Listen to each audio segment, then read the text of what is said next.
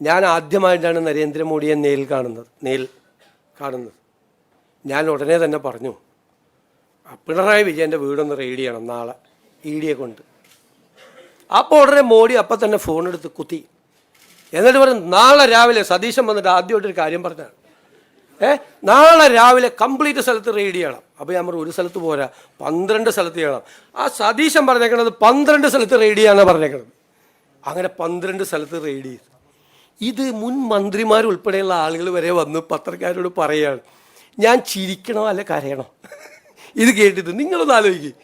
നരേന്ദ്രമോദി ആദ്യമായിട്ട് കണ്ട് മുഖ്യമന്ത്രിയായിട്ട് കാണാൻ പോയപ്പോൾ ഇവിടുത്തെ പ്രതിപക്ഷ നേതാവായിരിക്കുന്ന അദ്ദേഹത്തിൻ്റെ വീട് റെയ്ഡ് ചെയ്യണമെന്ന് ഞാൻ പിണറായി വിജയൻ ഇതൊന്നും പറയില്ല കേട്ടോ. അദ്ദേഹം അങ്ങനെയൊന്നും പറയില്ല. എനിക്ക് അദ്ദേഹത്തെക്കുറിച്ച് എനിക്കൊരു റേറ്റിംഗ് ഉണ്ട് എൻ്റെ ഉള്ളിൽ. അദ്ദേഹം ഒന്നും പറയില്ല. പക്ഷെ നല്ലതാണിത്. എന്താണെന്നറിയാമോ, ഈ പണ്ടേ ഈ കമ്മ്യൂണിസ്റ്റുകാരെ കുറിച്ചൊരു പരാതിയുണ്ട്, ബലം പിടുത്തം കൂടുതലാണ്, സ്റ്റിഫാണെന്ന്.